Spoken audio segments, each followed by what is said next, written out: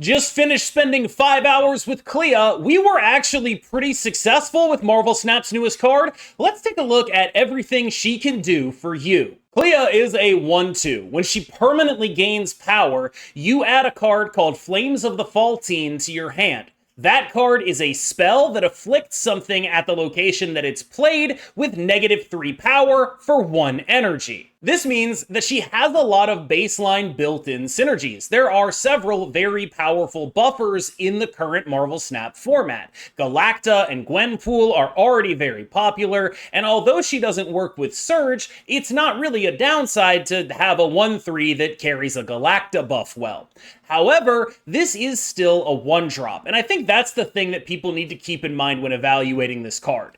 This is not a card that you should hyper-invest in. It's not going to pay you off for hyper-investing in it because it is a 1-drop. There are very few 1-drops in Marvel Snap that pay you off for hyper-investing in them. The real thing you need to look at is what is the competition that this card actually has. And I think when you look at things like, say, Hydra Bob or Iceman or Spider-Ham, Clea is actually a fairly interesting card, even though sometimes those cards might end up being a little bit stronger. But largely, what this is telling me is that it's not worth it to hyper-invest in her, but she can actually be a useful piece of good decks. It's just that she's not going to be carrying all of the heavy weight. She's just going to be a pretty good, pretty decent 1-drop, which is fine. Not every 1-drop can be Kitty Pryde. This is just a solid card that has some unique and powerful synergies, none of which is game-breaking, but genuinely, I do think she is at least a decent card. The deck that, in my opinion, is her best fit is this one. It was my most successful Clea deck. We had about a 60% win rate with this baby in top, I believe, 15 Infinite.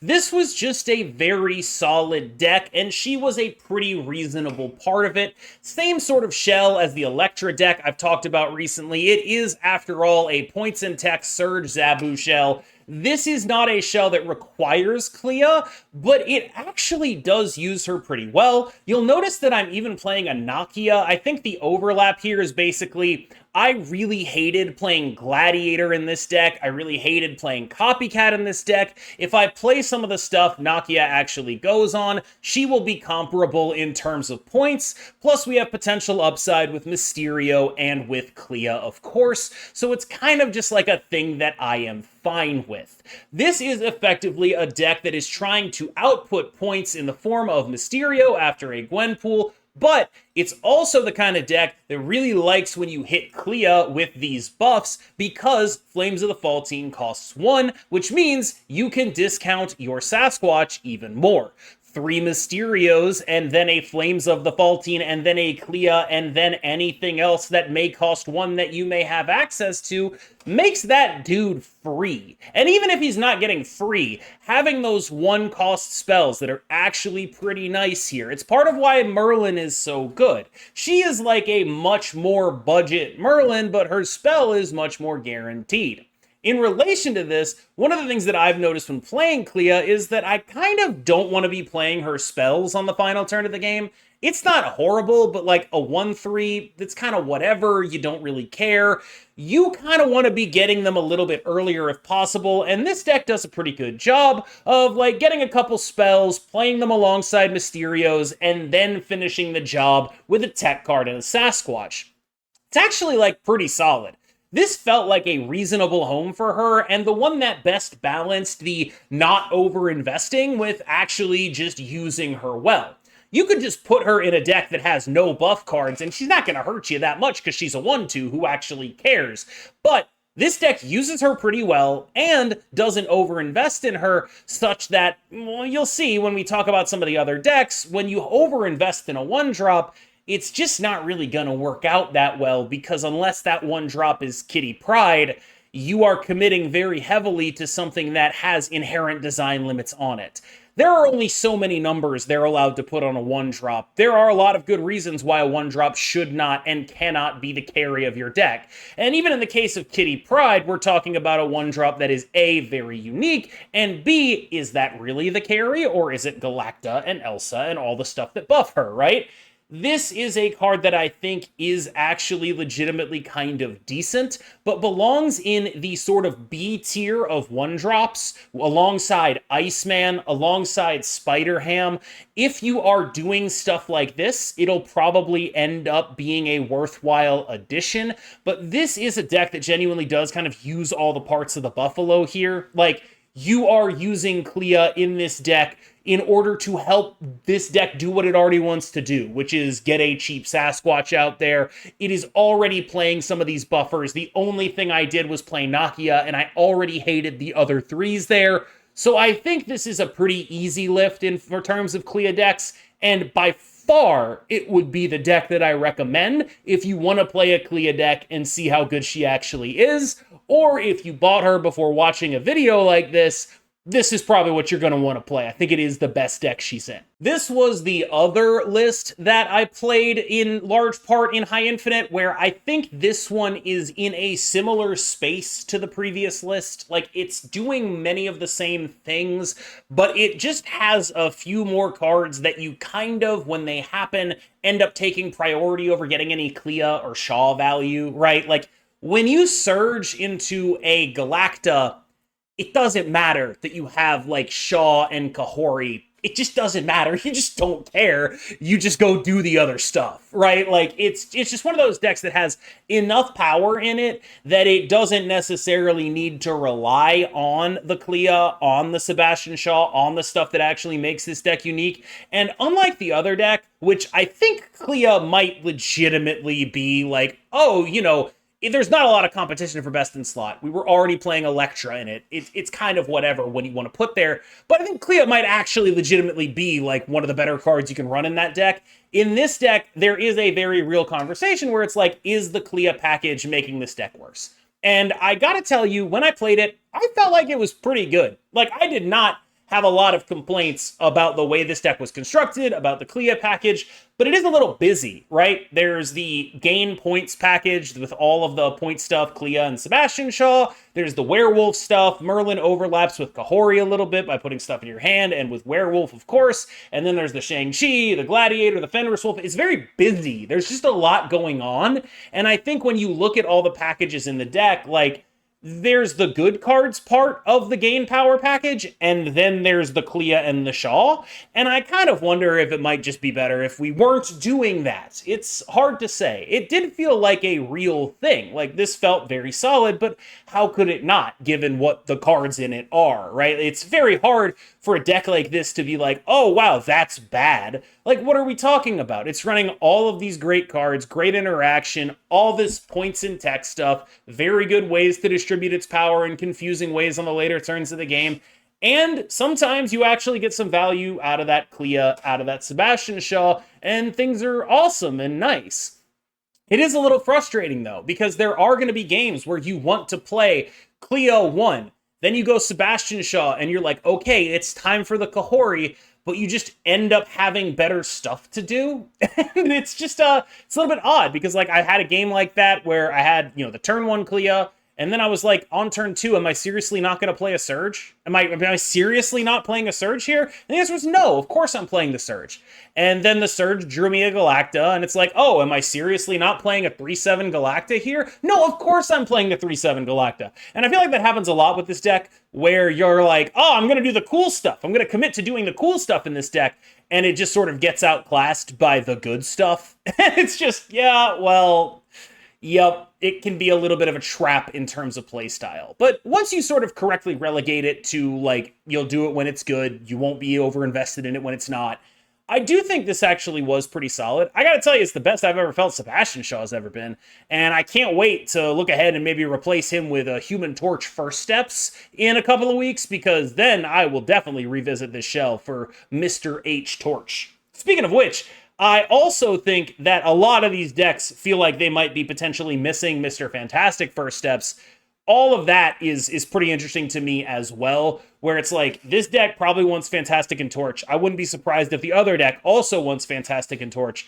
There could be some meaningful upgrades coming to this deck in very short order. And of course, you know, keep in mind, if you want a full review of these upcoming cards, I just did a video on it. It is the most recent video on the channel. To me, here is where things start to fall off a cliff a little bit. Evo Clea is like a legitimately cool idea. You have both Misty Knight and Marvel Boy in order to make this stuff actually pop off. There are synergies with your Abomination, reducing the power of things, that's all cool. But there's a fundamental issue here, which is you really like skipping energy, and if you put yourself in a situation where you have to choose between skipping energy and playing that card for one, it gets a little awkward, and it gets a little awkward a little fast. This is a really compelling thing to me, though, because a lot of the things that I like about what people are able to do with Clea are decks that already won a lot of one-drops in them, running a Marvel Boy to just sort of do this for a while. I really like the idea here. I think that that is a compelling way to go about this if you are not going to play her in good stuff piles. I think this is clever. I like that, again, we have a deck that already wants a lot of ones, already naturally is doing this, and can afford to fit Marvel Boy in here. But honestly, the number one thought I have is, why did they have to nerf Marvel Boy to 1 power, and can they revert that or something? Because this stuff is legitimately cool, it's cute, I like it, I want it to be better, but like once you start getting to this point of like committing to having ones on the board as a large part of your power,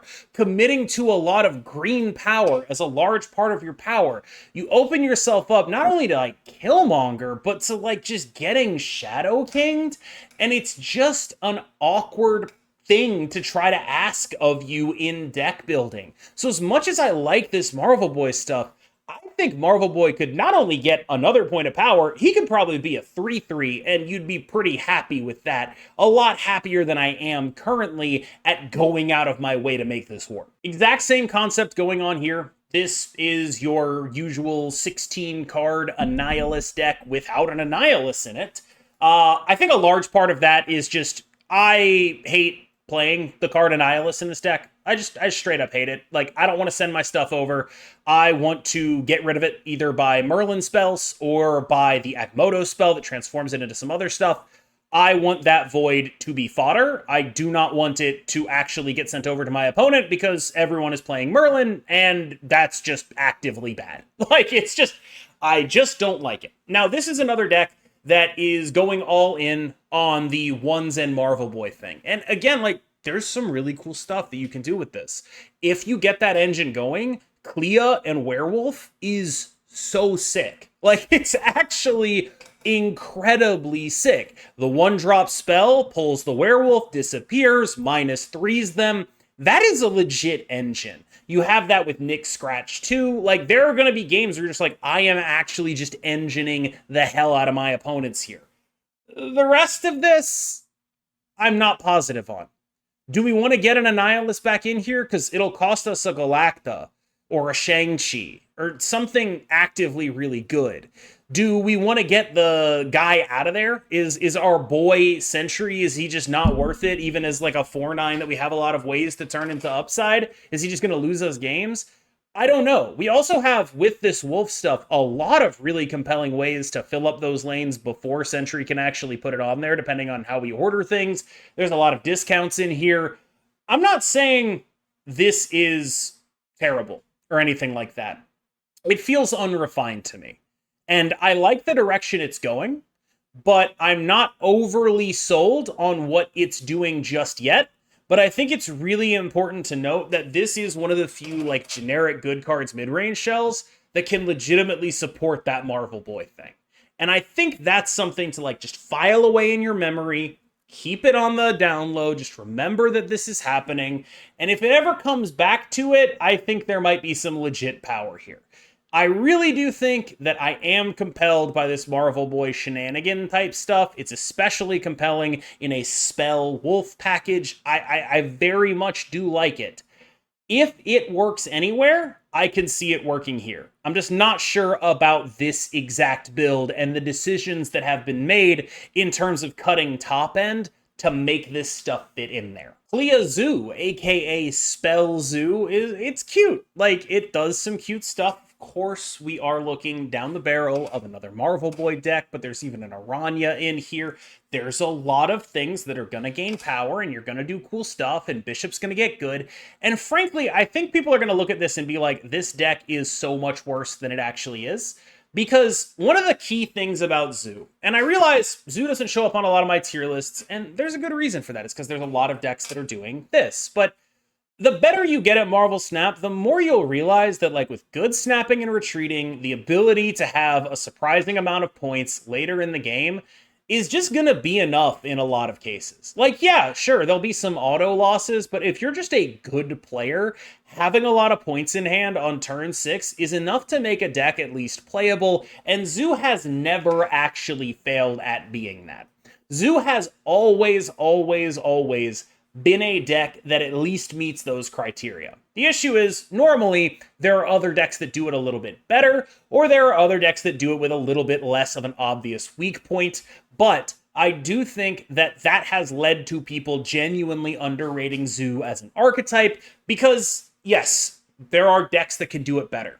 But you can lose to this. Like, I'm so serious when I say this. You can lose to this. Have respect when you run into Zoo players, because if you don't, they're just gonna point allocation you out of the game. They really will. This deck is not optimal. There are gonna be better ways to do this, but it is genuinely beefy enough to beat you. So, is Clea worth the token expenditure? I gotta tell ya, I think she's a little bit better than other people do. I don't necessarily know how convinced I am that I'm always going to be playing her, but I did feel like she was a meaningful upgrade over Electra in that deck, and it is kind of a metagame that has a lot of boosters in it, but what I really feel like she's missing, and I know this is going to sound weird, I feel like she's missing second Nakia, and if I had a second Nakia, I would be like way more in on this card. There just aren't enough cards in the game that like buff your hand in a way that is reliable to get output out of her. But when I was playing the deck that I played Nakia in, one of the things that I kept thinking was, I would cut Red Guardian for second Nakia in this deck. I would play a second Nakia over Red Guardian. Like that is legitimately, like, it's not like she's amazing or whatever, but that would just be a good enough card for me to play.